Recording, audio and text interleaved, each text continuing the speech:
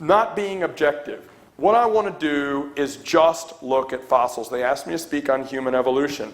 The only actual hard evidence we have is the fossils. Now, an after-the-fact scene of the crime scene evidence would be the DNA evidence. But that's all going the creation way too. But let's take a look at the fossils here. Let's take a look at fossils. I'll do a very short presentation because if I went over all the fossils, we'd be here all night. So I want to go over the newest fossil, Homo naledi, and the guy who came up with that fossil. In 1859, though, Charles Darwin, in his book, The Origin of the Species, talked about missing links, but he called them intermediate varieties. The number of intermediate varieties which must have formerly existed on the Earth must be truly enormous. Why then is not every geological formation and every stratum, every rock layer full of such intermediate links, missing link fossils? Geology assuredly does not reveal any such finely graded organic chain, and this perhaps is the most obvious and gravest objection which can be urged against my theory.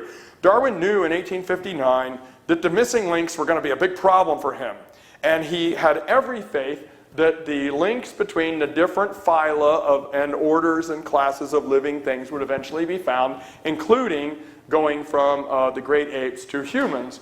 They would eventually find these missing link fossils. Now, we do have orangutans, gorillas, chimpanzees, and humans today. And we have extinct forms of these same things, including extinct forms of humans. We've got that documented in the fossil record. We have ancient humans who are now extinct, like the Neanderthals, who have been reclassified as Homo sapiens. We'll get to that. What we don't have in the fossil record is, and it's systematic, it's obvious by its absence. We have lots and lots of extinct chimpanzee, gorilla, orang, and human fossils, but according to evolution, we did not come from the monkeys. They are not our grandparents. They are our cousins, our modern-day cousins, from a common grandfather, common great-grandfather, great-great-grandfather, and great-great-great-grandfather, and so they are our cousins. There was this monkey-looking thing, and some of them turned into us, and some of them turned into chimpanzees. But on the way, they got very chimp-like looking, and we got a lot of fossils of those. They got very human-like looking, and we got lots of fossils of those. And I'm not kidding you, I'm going to show you this. It's right here where evolution does its magic part of the story, that there's nothing to document that that part of the chart ever happened. We have all these other fossils, but we don't have. It's in all. It's the dinosaurs and all the major steps. Fish turning into land-walking creatures, dinosaurs turning into birds. The whole thing is messed up at just these junctures where it's needed. So that's what I'm going to look at, and I'll look at the newest one. Just to give you a little documentation, modern quotes, 2010, the last common ancestor of chimpanzees and humans, the grandfather, remains a holy grail in science. 2010, haven't found the most recent common ancestor, MRCA. We thought we had just about nailed human evolution. Now everything's up for grabs again. New Scientist, 2011. Bernard Woods, very famous evolutionist out at Harvard. The origin of our genus, Homo sapiens, is genus and species. Genus, Homo, species, sapiens. The origin of the Homo genus remains frustratingly unclear, 2011, from the proceedings of the National Academy of Sciences. Scientific American, in an article called First of Our Kind, 2012, but with so little evidence to go on, the origin of our genus has remained as mysterious as ever. Okay, the people who actually go out digging up the fossils, actually go out trying to formulate a model and a story and a history documented by scientific evidence, they're the ones that will be the first to admit, you know what, we haven't got this nailed down. And I respect and admire that. You know what, we have a problem here, and we're working on it. Every one of these people completely believes in the evolution theory, and they're certainly welcome to do that. They're saying, we need to find these missing links. It is a problem. They're admitting they have a problem. They're not, weakening in their stand that evolution is true. And I got to respect sticking to their guns like that. But they're also saying, look, guys, fellow evolutionists, we got a problem here. In the year 2011, the Australopithecus sediba fossil was discovered. by Lee Berger in Africa. And notice, I want you to notice the features on this, this mock-up. Notice the ears, which you can't tell from the skull, the hairline, which you can't tell from the skull, the skin texture and tone, the lips, even parts of the nose, certainly the body hair. You can't tell any of that from, now you can tell the brow ridges. Depending on how much of the skull you find, you can tell the shape of the skull itself and the teeth. You can tell some of the musculature from the little pits in the bones where the muscles attach by tendons. Now, here's another thing. Every time they make one of these little mock-ups, they always draw the sclera, or the whites of the eyes. Monkeys' eyelids are different from ours. You cannot see the whites of their eyes. Even animals like a cow or a horse. You know, if you're messing with the horse back there, maybe if they turn their head and roll their eye really far, you'll see the whites of their eyes. That's when you know they're really worried about something. But human eyes look like this. You cannot tell the eyelids. They always make these eyes look human and not monkey. They do everything they can to make it look as human as possible. This is what they found, okay? Now, also notice that Lee Berger's head is a huge bit bigger than this. You didn't realize that was that little, did you? That's the size of the head. There's the eye sockets. This is what they actually found. And this is what they drew. Now, if I believed in evolution, I'd use evolution-guided imaginations to make up the rest of the data too. But the reason I'm focusing in on Lee Berger, a lot of evolutionists, and I will show this to you, many leaders in the evolutionist community think this guy is a little out there because he kind of goes too fast and goes beyond the data like this picture does. But National Geographic loves him, and so he got this article in National Geographic for Australopithecus sediba, which was supposed to be the missing link between the Australopithecines, Australopithecus africanus, and Homo habilis, or handyman. So, does this mean Australopithecus sediba was the missing link? Well, scientists don't like that term, which Lee Berger calls biologically unsound. Okay, just because he's saying missing link is biologically unsound doesn't mean they're not missing. They just don't like that terminology. And here are the, look at this, game changer evolution African bones. Closest human ancestor may rewrite the steps of evolution. Berger's interested in notoriety for recrafting the evolutionary story of how humans came from monkey-like creatures.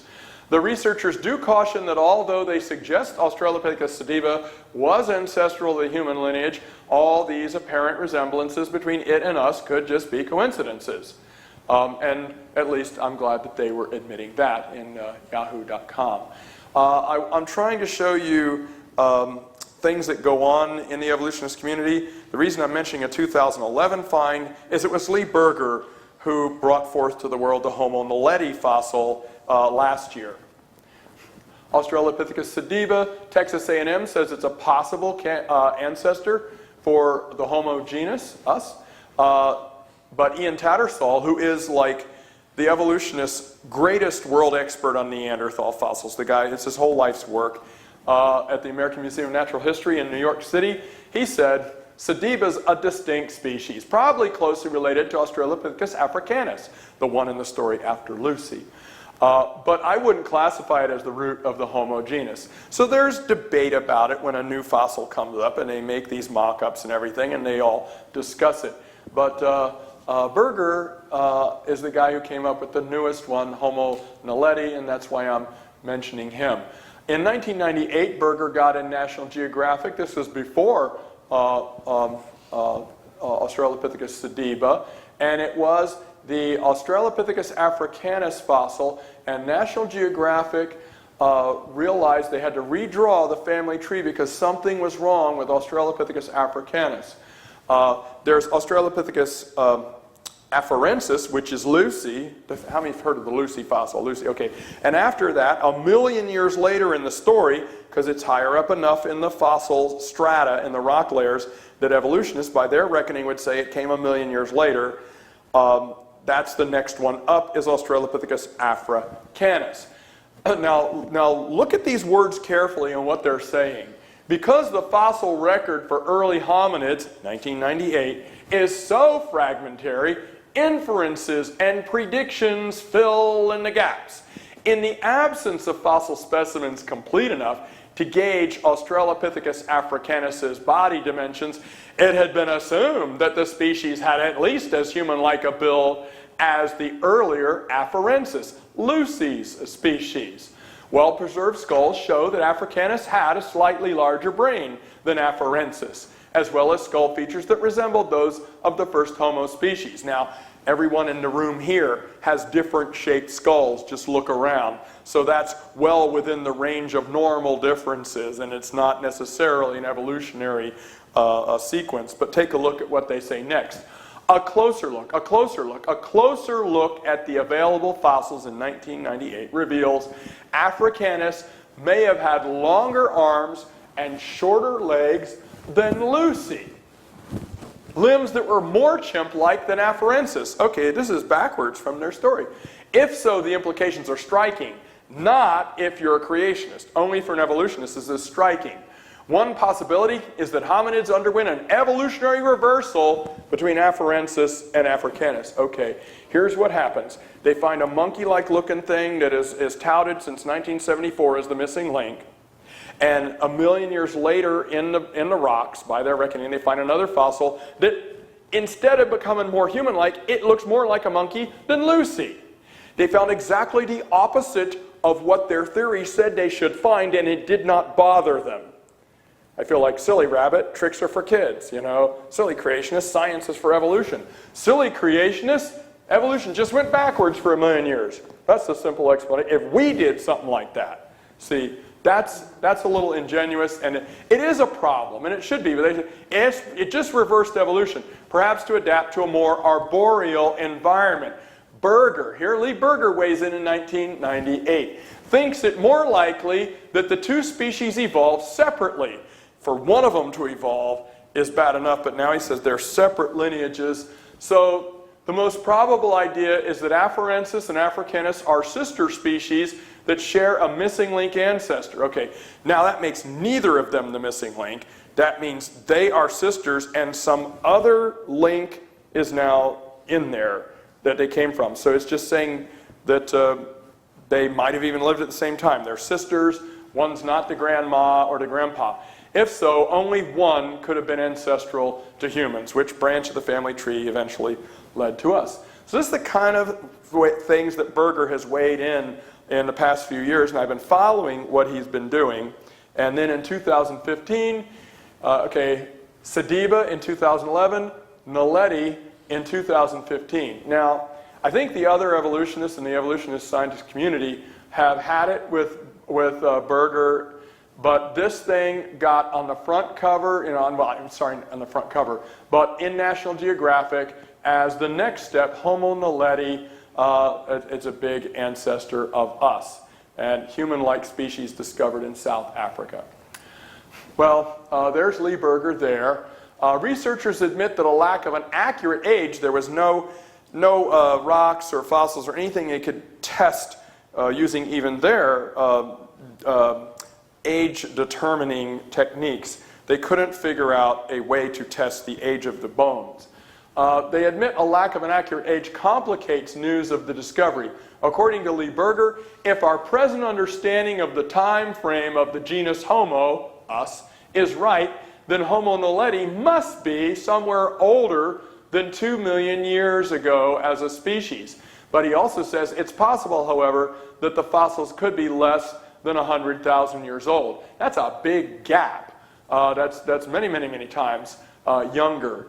And the lady here, Carol Ward from University of Missouri, weighed in Science News magazine right after the fossil find.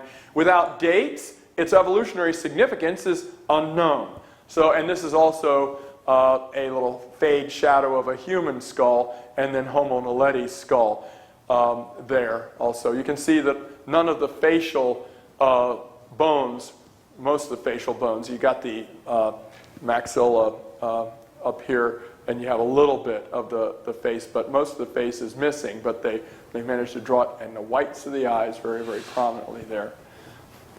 Now, here's another thing you need to know about the Lucy fossil, all the Australopithecines, and the difference between them and modern humans. The human foot, you have bones in your feet and your hands. I can curl my fingers to get a grip on something, but the bone between my knuckles is straight as an arrow. But look on the monkey's foot, a chimpanzee's foot, and you can see the chimpanzee has an opposable thumb. It really has a hand at the end of its leg. But notice that the bones are curved in between the knuckles. This enables a monkey to get a perfectly round grip on a perfectly round branch. And that's great if you live among tree limbs. It's perfect. And their foot is like that, and their hand is like that, but not human feet or human hand bones. And look at what they said about Homo naledi. It had dramatically curved fingers that indicate it was adept at climbing trees, a wide flattened pelvis and shoulders similar to Australopithecus, which is Lucy and that Africanus fossil. And then they said Homo naledi likely walked much like us. Okay, here's a problem, because in 2005 they said Australopithecus afarensis almost certainly did not walk like us. No arched foot. The navicular bones were probably from a Homo habilis.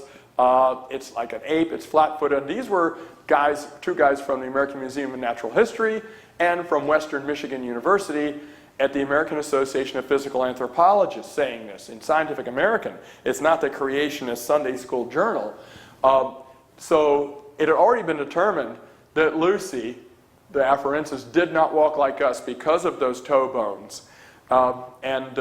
Now they're saying it walked like us. Similar curved fingers, which would mean curved toes, I assume, similar to Australopithecus. It was no taller than 5 feet, less than 100 pounds, had a brain the size of an orange, 1/3 the size of a human. It's exactly like a chimpanzee. Berger and his team originally submitted multiple papers on Homo naledi to the prestigious journal Nature, the most premier science journal in the world, the oldest and most esteemed, which rejected them. Berger and his co-authors ultimately published their findings in eLife, an open access peer-reviewed online journal, which the other evolutionists didn't necessarily like. This is the newest offering to the missing link story on human evolution from monkeys to humans, and that's why I'm picking on this. But I'll show you all the other ones, and we can go into detail on any of them that you like. Fred Spoor, who was very famous for research in Homo habilis, handyman, and Homo erectus, upright walking man.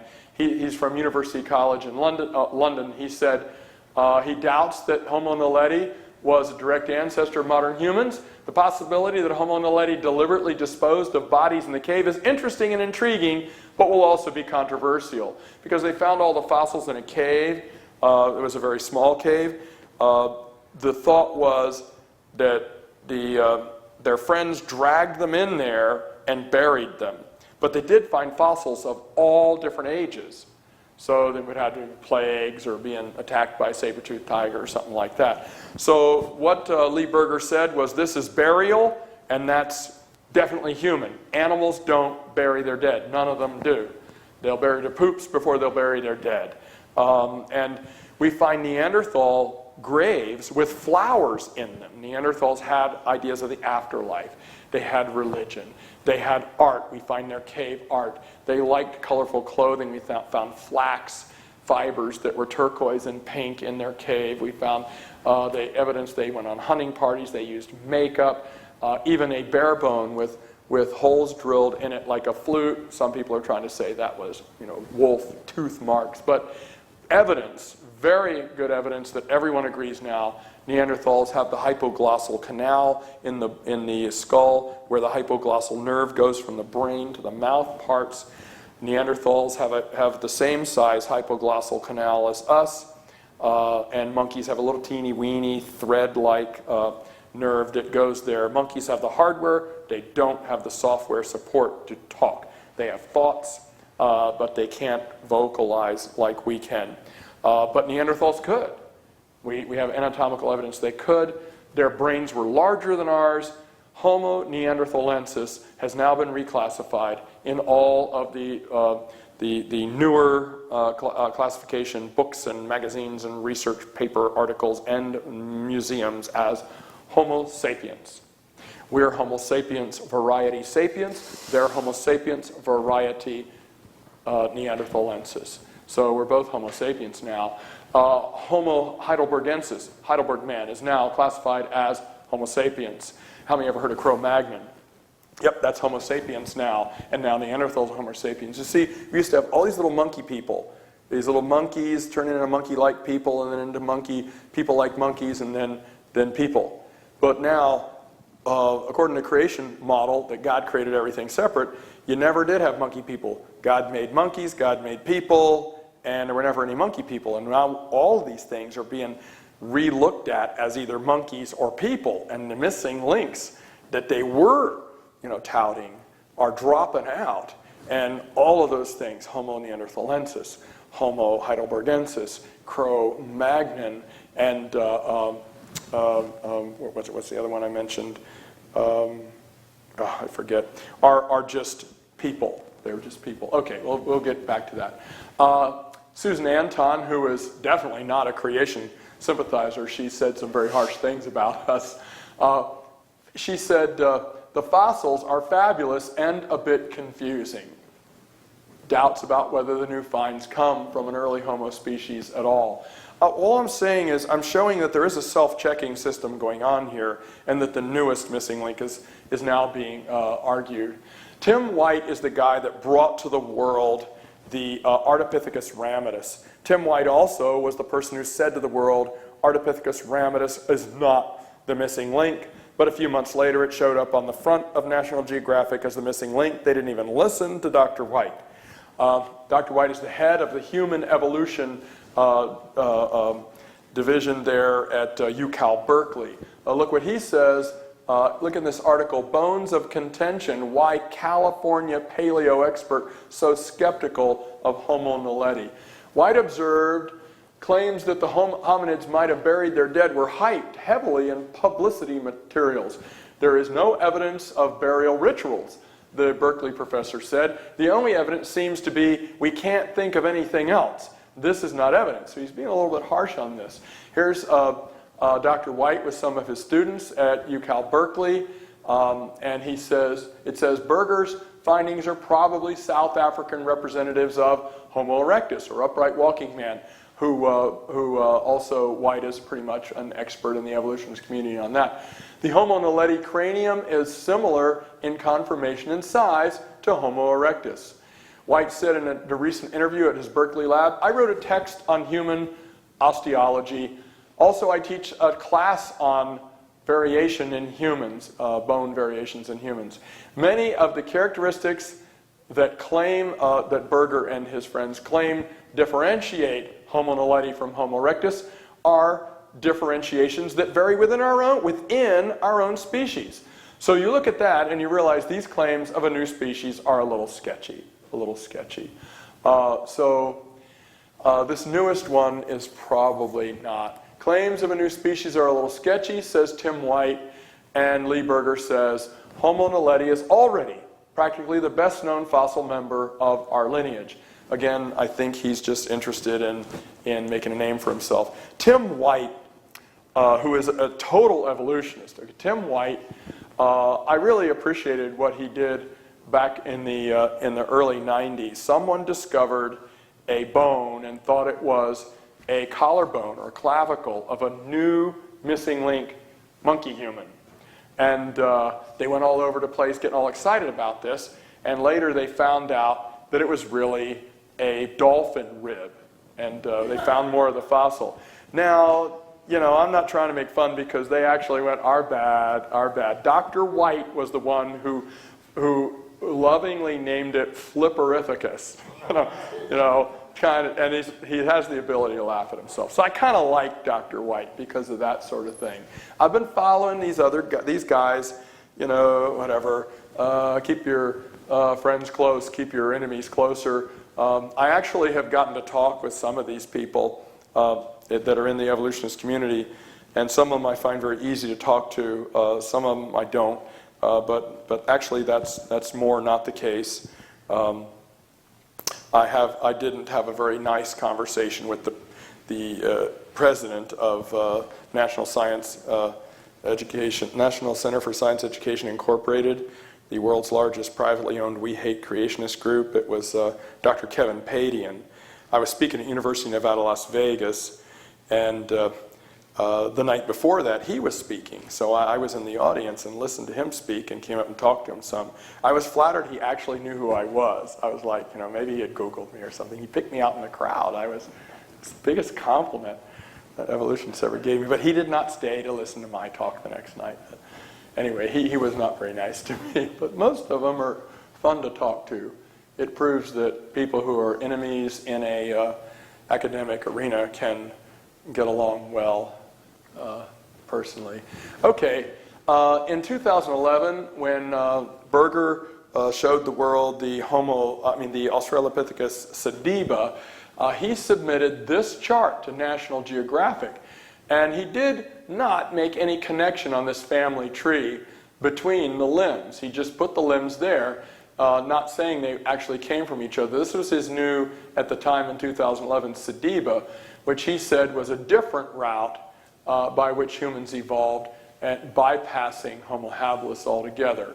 Also, the Australopithecus, Sahelanthropus chadensis is not even on the chart in 2011. It used to be, but it didn't go well with the genetic data they were looking for, so they dumped that fossil as the missing link, although the public probably only remembers in 2002 the cover of National Geographic saying they found yet another missing link, but now they've dumped that one. That bothers me too, that sort of thing happened. So at the bottom of the chart on the left, you can see it was Lee Berger who made this chart here, giving his new find great prominence. And there are no branches on this, no connection between the branches on the tree except imagination. Okay, I'm going to sum up with this chart. And this was 2009 when Ardipithecus ramidus was brought forth by Tim White, and there is Ardipithecus ramidus there, RD for short, like Australopithecus afarensis is Lucy for short. Sahelanthropus chadensis is Tumai for short. Well, okay, let's just go through this chart from Science Magazine 2009, which is one of the more recent and complete charts. I'm not using Berger's chart. Most evolutionists probably wouldn't either, although National Geographic likes him. That was Milford Walpole at University of Michigan says Sahelanthropus chadensis was actually some kind of an ape and not a hominid at all. It is in a line of non-hybrids that were not human ancestors, reports the Associated Press in the Washington Post in 2006, 4 years after the fossil was discovered. Newsweek said, it's not the first creature ancestral to humans after all. So it isn't on Lee Berger's list, and it is on this one 2 years earlier, but I do find that this is eliminated from most of the list. The DNA findings where they believe that the DNA analysis shows that humans broke off from the monkeys 6 million years ago, and as you can see, Sahelanthropus is in a layer that they have dated at 7 million years ago. It's 1 million years off in the story, so they don't want to use it. So it's just relegated by me and them as monkey bones, and it's in the wrong order for evolution. So we can get rid of Sahelanthropus chadensis. Now, UCal Berkeley said that Sahelanthropus and Auroran should be in the same genus. Well, if they're the same thing, and genus is very close, then if Sahelanthropus isn't our ancestor, then neither would Auroran be. And they also said Ardipithecus would be in that same too. So I'm going to go ahead and exclude Auroran tugenensis. There's not very much known about Auroran tugenensis. But all of these I can give you great detail on if you want to focus. It's just this would take 2 or 3 hours to go through every single one. If there's any one of these that you've heard of or that you think is the best case that you've ever heard of, we'll go into the detail and I'll show you everything that I've actually got on that thing. Ardipithecus ramidus, Tim White said it's not the common ancestor, and yet here it is on this chart as an ancestor. Lucy is relegated to a side branch on the family tree, says the New York Times in 2008.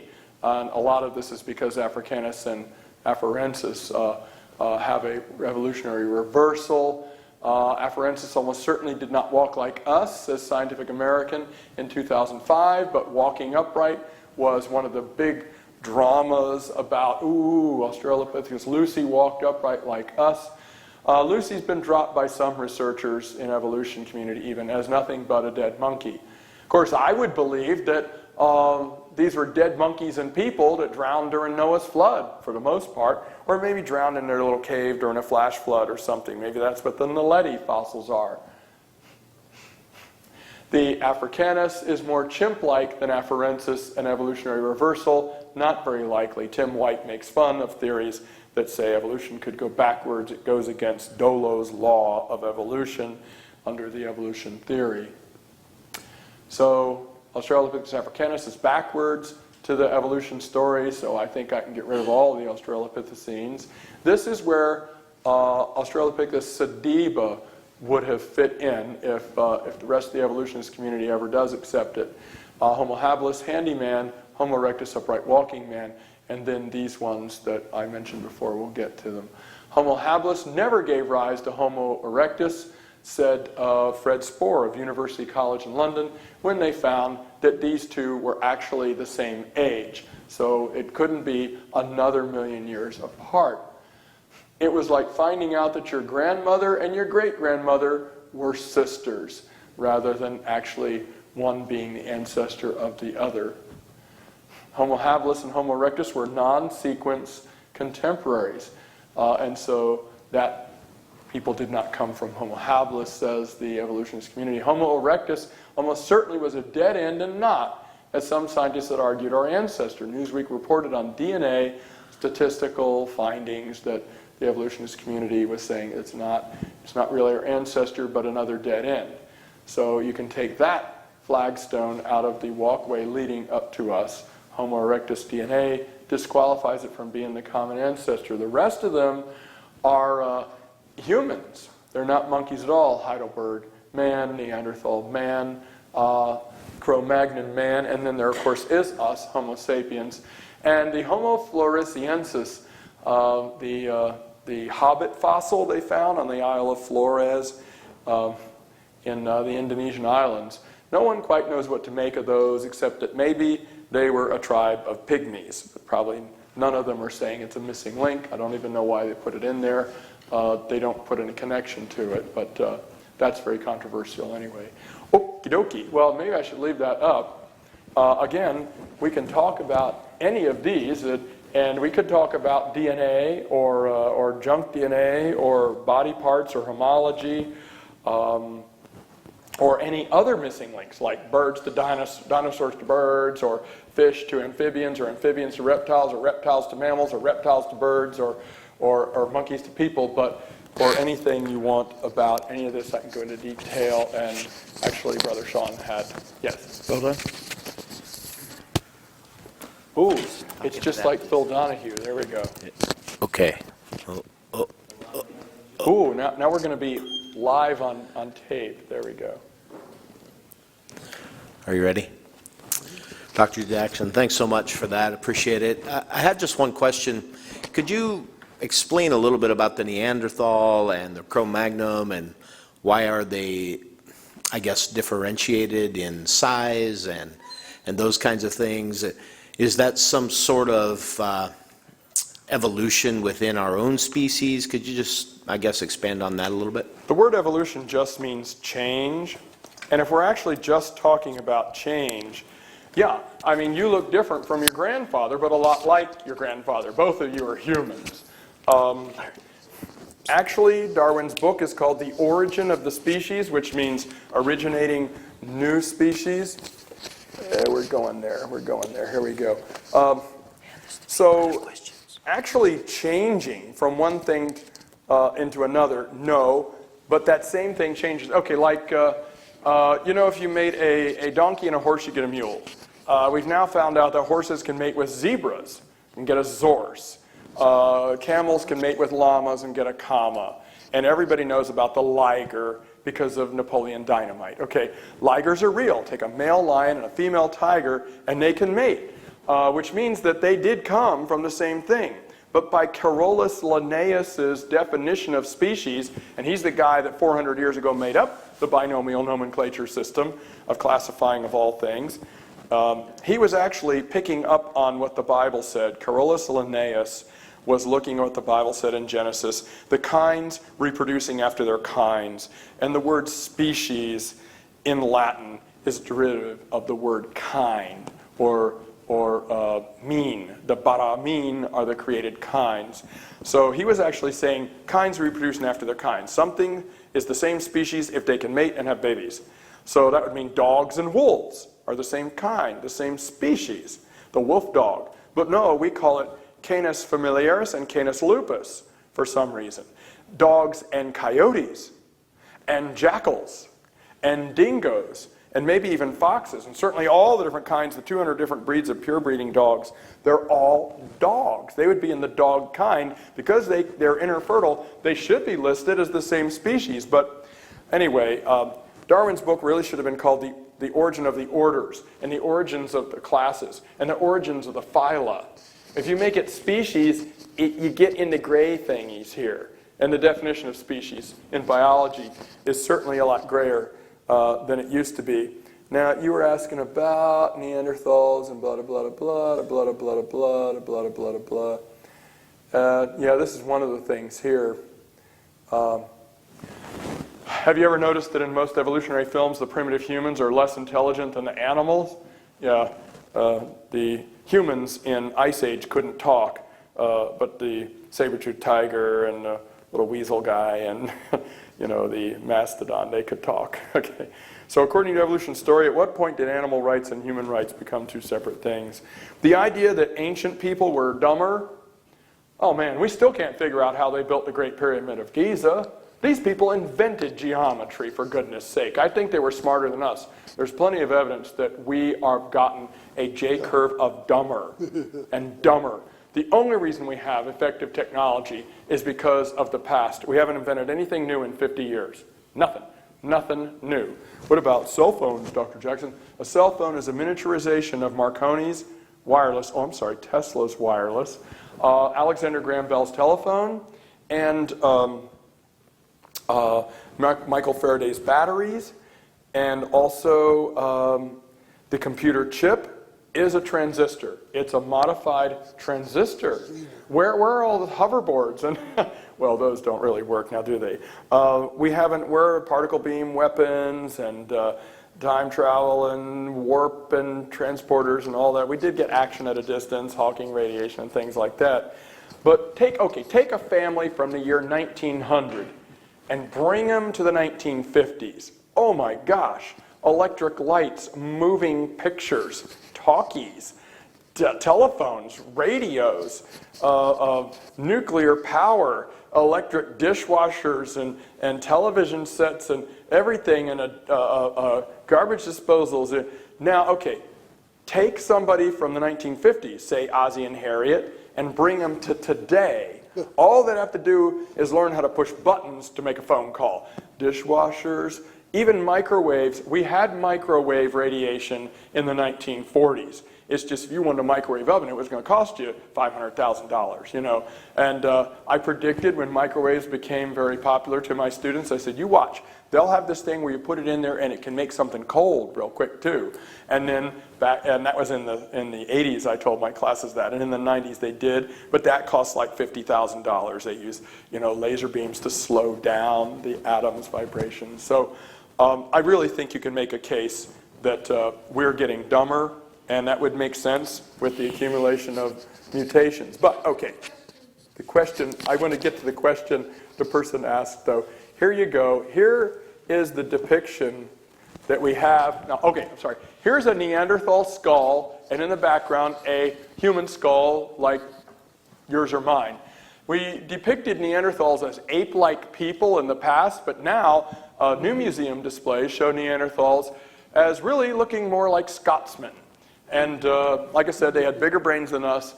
We now realize Neanderthal fossils have been found in Israel and all over the place. But mostly they're famous for being in Ice Age, Middle and Northern Europe. Now once the Ice Age ended, the other groups, tribes of humans moved into the area and outcompeted the Neanderthals. The Neanderthals were squatly built, broad nasal passages, perfect for cold weather. Their body builds were perfect for cold weather. The insertion and origin of their muscles made them very strong, building lean-tos and hunting parties to go kill giant ground sloths and mastodons or mammoths and things like that. The depiction of Neanderthal life now is more like this. And I didn't get this from any creationist organization. I don't quote from creationists. I very rarely do. I'll make a big deal out of it when I do. Here's a Neanderthal couple. You know, look, Shona, there's a star. You know, they're still. We didn't have Facebook back then, so this is how they picked their mates. And look, there's a fire in a family. We know they did hunting parties. They were intelligent and well organized and civilized people. Made clothing and all that kind of stuff. Okay. I've got to get back here to read it. Proceedings of the National Academy of Sciences in Bristol, England. Neanderthals are often portrayed as more primitive, 2006. This has huge implications. The differences between Neanderthals and humans may have been much less than previously thought. The Western European Neanderthals are, in fact, today's Western Europeans. 4% of modern Europeans today are carrying Neanderthal DNA. We know because the Neanderthal Genome Project was completed and we've been able to identify Neanderthal genes. I could tell you a whole lot more about that. So now here's a museum display, and that's a little fuzzy. I'm sorry, it was like a very small picture. Homo sapiens neanderthalensis and Homo sapiens sapiens. We really don't look that much different. They had all of the qualities of being humans, and so they are now classified as Homo sapiens. Cro-Magnon, they've just given up on that. Heidelberg man, they've classified them as archaic Homo sapiens. Does that answer your question? Was it your question? Oh, yeah. Does that answer your question? Yes, thank you. Okay. You got my little speech about we're getting dumber. Yeah. Well, thank you, Larry. We have a question over there. I think she fell asleep. Oh, my turn. Yes. We have a lot of things that are happening in Southwest Alaska where people will be flying from Dillingham to their homes like Togiak, and all of a sudden they see this real tall creature just about reaching a plane. They are called to us Bigfoot. Bigfoot, yes. Or Sasquatch. Or Sasquatch, yeah.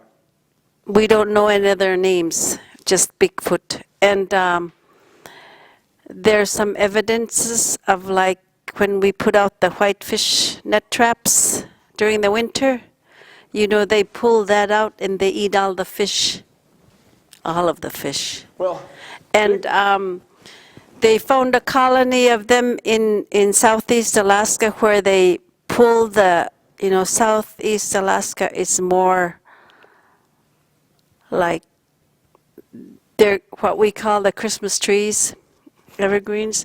They're bigger than ours in Southwest, but they pull them out through their roots, and they turn the tree upside down with the roots on top to mark their territories. But they will not come near the humans. They found a lodge near our village in Guihluk, but they are not coming near us.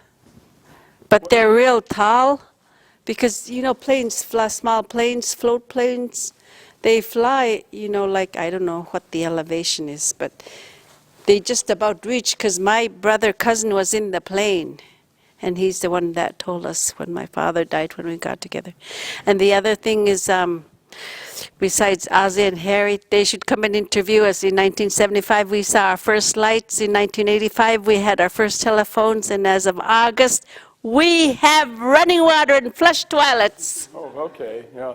So you come from a rural area. Now, a lot of people swear that Bigfoots are real. People swear that the Loch Ness Monster's real. Atlantis is out there. The Bermuda Triangle. Again, aliens and UFOs, and the Mokele Mbembe, which is supposed to be a sauropod dinosaur in the Congo of Africa. the ropens, live pterodactyls flying around Papua New Guinea. But none of that is science yet. We got to have observations and data and something recorded we can bring back to civilization and show people. It doesn't mean they're not all real. It just means it's not science yet. And there's a whole field called cryptozoology, which means like hidden in a crypt. Cryptozoology is hidden animal life. And some of these could be mythical, some of these could be real, and a lot of myths have their anchors in something that was real. The manatees in the Caribbean, the Caribbean manatee is now extinct, but the Florida manatee is in order Sirenia, named after the sirens, you know, the mermaids that sat on the rock and make sailors sail towards the rock and crash. So they named that after mermaids because, you know, they thought maybe those were mermaids sitting on the rocks, you know. So there's a whole bunch of stuff I could say about that. I think it'd be cool if the Loch Ness Monster was a plesiosaur. That'd be great. If there's a whole little school of plesiosaurs there in Loch Ness, that's pretty deep water. Jacques Cousteau actually took a little submarine down there to try to find him. That would be cool. It'd be interesting, but all those ideas are interesting. But they're not science till we catch one or till we actually go visit. Maybe we could go visit a colony, the colony of Bigfoots, like Jake Gasuli visiting the Na'vi on the planet Pandora, and then get to know them. You know, like we've gotten to know the great apes. I mean, Jane Goodall went and lived there with the mountain apes and stuff like that. But until we actually can verify it, it's still not science till we have observations that are reported and all that.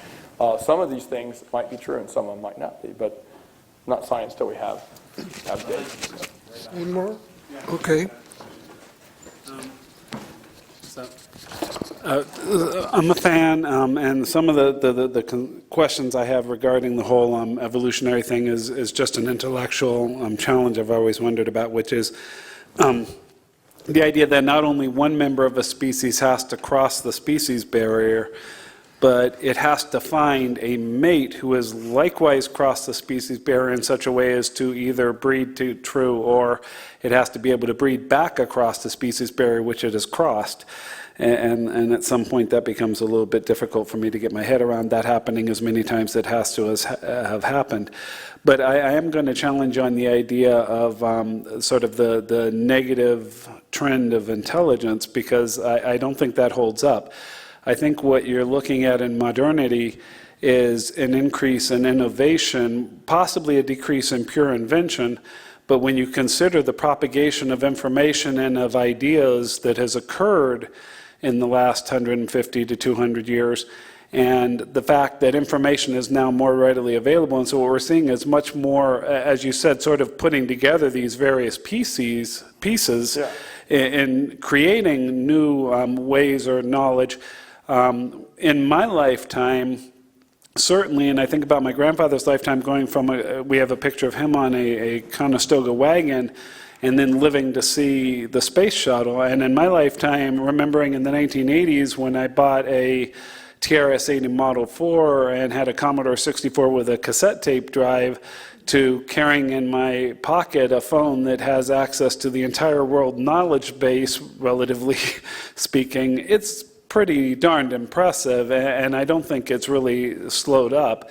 I think it has changed in its nature. So I would agree we are not seeing the same pure invention that was occurring previously, but we are seeing a much greater innovation occurring, which is putting together various pieces to create new knowledge. So just sort of to challenge that one idea. Well, the genetics of our brains and the building up of mutations, bad mutations, not the kind that give you superpowers like on X-Men, is being documented now. This is an article about that. Even Isaac Newton admitted that he was building on people's past work. He said, if it appears that I've been able to see so far, it is because I have been standing on the shoulders of giants. So he gave credit to the people that laid the groundwork.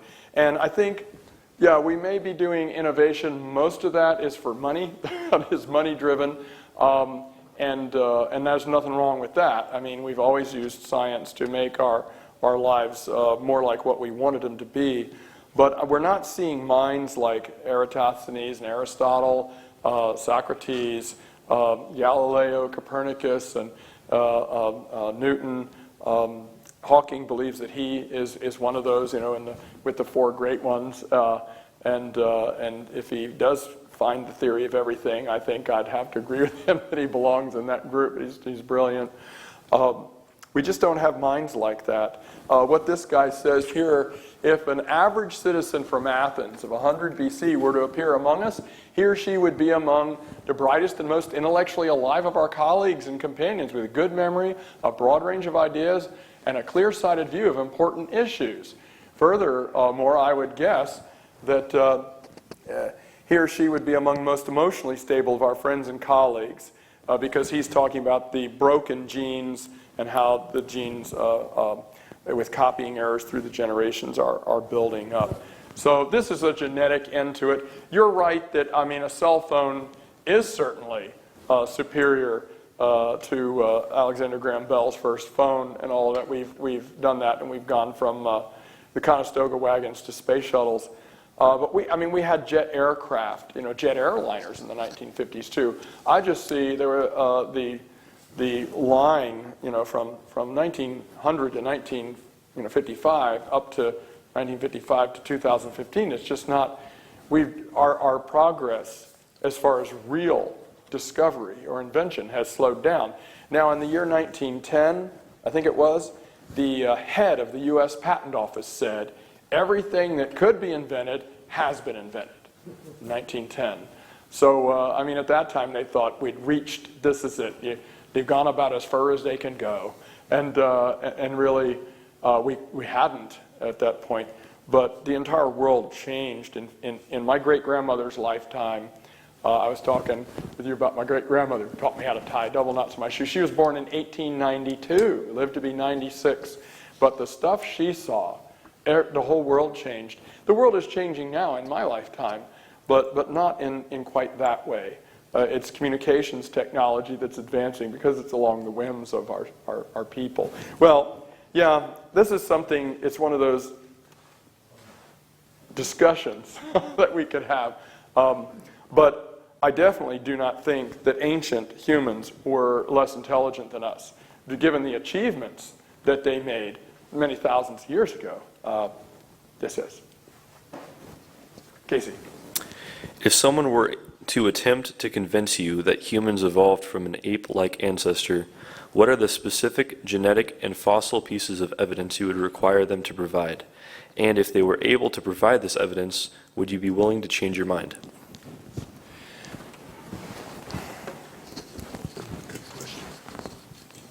That would be a human positional resistance to change kind of question. What I'm more worried about are the things that they themselves say should be convincing that they don't have. What they themselves say and then contradict themselves. I had a student in one of my classes say, well, Dr. Jackson, is there anything about evolution you do believe? And I said, yeah, the stuff where they don't contradict themselves about it. It's the missing stuff, like I said, it's systematic.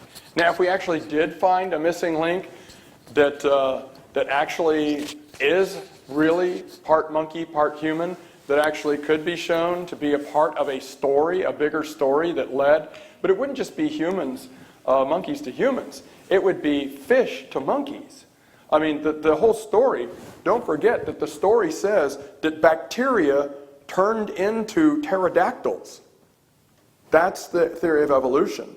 And I've had people say to me, oh no, that's not what it says. Oh yes, it is. Ask any biologist, and unless they're an abominable liar, they will have to tell you, yes, the theory says that bacteria, well, even the beginning of the X-Men movies, evolution, it is the way that our species has evolved from bacteria to the reigning species on the planet.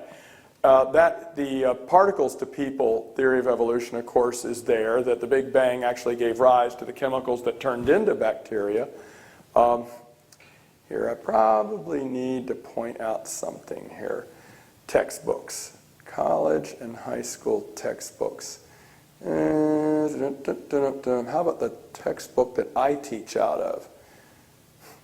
That bothers me. When they get to the evolution part, all the science is so good in all these things until you get to the evolution part, and then they just start telling these stories. And they even contradict themselves, which bothers me. Let's see, process of evolution. Here we go. Oh, no, that's a different page. How about origin of life stuff? When they get, especially the origin of life stuff, they contradict themselves on the same page, which bothers me. All right, where am I going here? That one's a big one, isn't it? I knew it was in the book. What would convince me is if scientific observation and data didn't go against what the theory says, didn't go against the predictions of the theory of what we should actually see when we look at the data. If the damning things would be answered, that would, it's all the negative stuff that goes against evolution. If that was just could be answered, then evolution would at least be possible in my mind. Let me see here. Let me try and get to show you what kind of thing that annoys me the most, and it is this origin of life stuff. Okay, here we go. I mean, the book, All Cells Come from Pre-Existing Cells, Glencoe Biology says the cell law or the cell theory says all cells come from pre-existing cells. In the 1850s, Schleiden and Schwann and Rudolf Virchow came up with that. And then it says right here in the book, Francesco Redi and Louis Pasteur proved spontaneous generation was not true. And then it starts going on about how spontaneous generation could happen.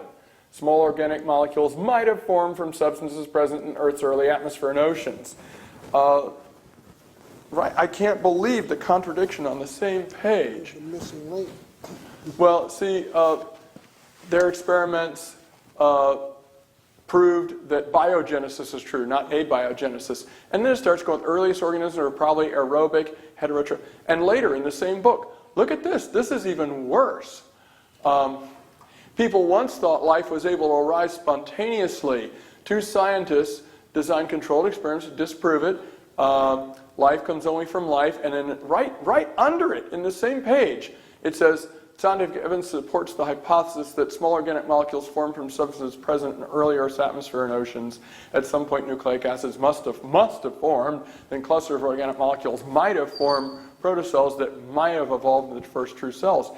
If they could stop contradicting themselves, and I'm sorry, looking like an intellectual clown show to me. I'm like, man, if I was an evolutionist, I'd be like, let's at least get this off the same page.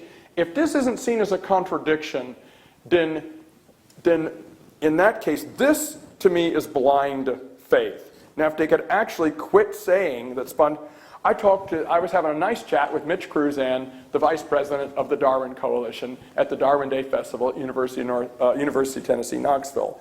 And I got along with Dr. Cruzan. We disagreed, but we had good conversations. And he said, well, I don't see how you could believe what you believe, Dr. Jackson. So I explained a little about creation. I said, well, I don't see how you could believe what you believe. He goes, what do you mean? He thought there was nothing wrong with evolution. He was shocked that I said that. And I said, well, you believe in spontaneous generation. He said, no, we don't. I said, yes, you do. You believe it happened at least once, don't you? That there wasn't any life on Earth, and then life formed from chemicals in the ocean, right? He was speechless. He'd never thought that. Dr. Cruzan, smart man, okay, smart man, but there was some kind of a mental block that you have to be an advocate of the theory. So what would it take for me? First, they'd have to stop contradicting themselves like this.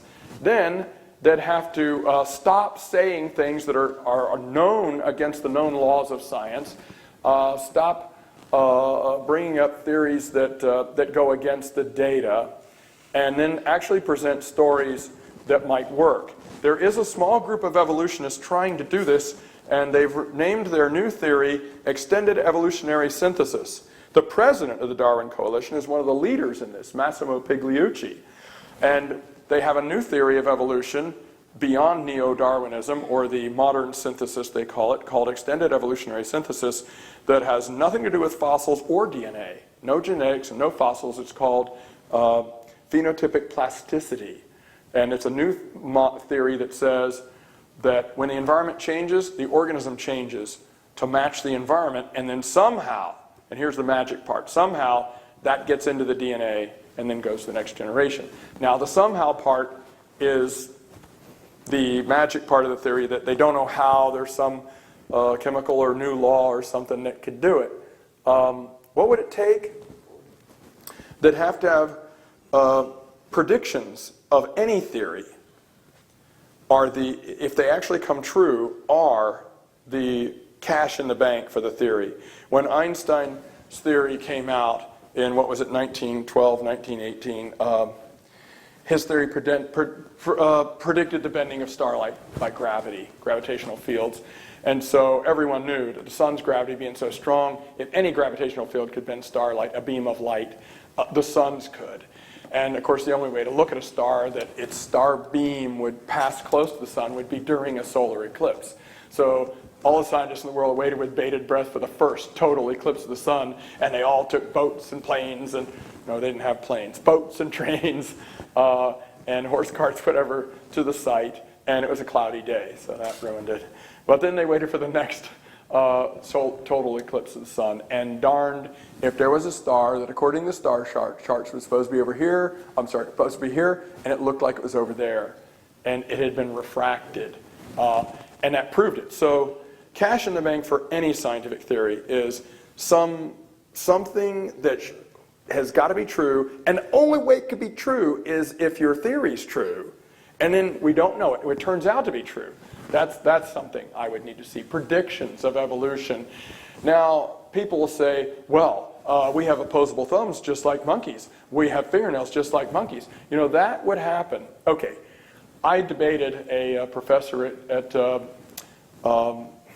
I think it is Oklahoma State University, just last semester. And he got up, the president of the Atheist Club got up along with him and said to the audience, now look around. And he made the statement, everyone who's below 5'5", stand up. Everyone who's above 6 feet, stand up. He said, look at this. We're all different. That's all evolution is. It's just how we're all different. And he started talking about natural selection and what if there was some poison gas in the room and it was very heavy like radon and only the short people would die, then natural selection would eliminate all the short genes and now the human race would have evolved into taller people. I got up and had to say to the audience, now look, if God made us, there would still be short people and tall people. And this has nothing to do with how we came from rats, the Morganucodon rat. So it's these little baited things where you'll look at something that could happen if evolution wasn't true and then say, you see, it's true, natural selection's true. Natural selection would happen if Lucky the Leprechaun made us. It doesn't have to be God or evolution. The fit would still survive. That's just common sense. But natural selection, survival of the fittest, has absolutely zero power to prove that evolution is true. And yet, they put an equal sign between it. That makes me angry too, because that is, I know these people are smarter than that. I know they're not stupid. They're not stupid. But they're buying this for an emotional reason. I want it to be true so bad, I'll just say that survival of the fittest is evolution. And therefore evolution is true, and anyone who disagrees with me must be stupid. Well, I know they're not that stupid. This is an emotional vesting in something. To actually, the only way the scientific method can prove that you're right is if something is observed, it could only be true your way. And all the other, these control variables, are eliminated, and then it's only the experimental variable that is actually producing the effect that we see. So I would need to see hard science instead of stories. I would have to see hard science that does it. I'm sorry, you actually asked me a question that has stuff that's in all 50 of my presentations. I mean, it's the big giant picture problem with this. If I saw something that really did say that it was scientifically true, I'd have to totally recalibrate what I think the Bible is and what I think the Bible means. It would be a total paradigm shift for me. But I certainly haven't seen any reason to do that. And what I'm actually doing, I think, in the scientific community is very healthy. I'm being a gadfly, like Socrates. And I'm just pointing at something. The emperor has no clothes. And if the emperor doesn't have any clothes, people ought to see it. And I think that will put a little mobility into scientific thinking in the scientific community that's needed. Even if I'm wrong, this kind of stimulation of discussion and honest debate is necessary.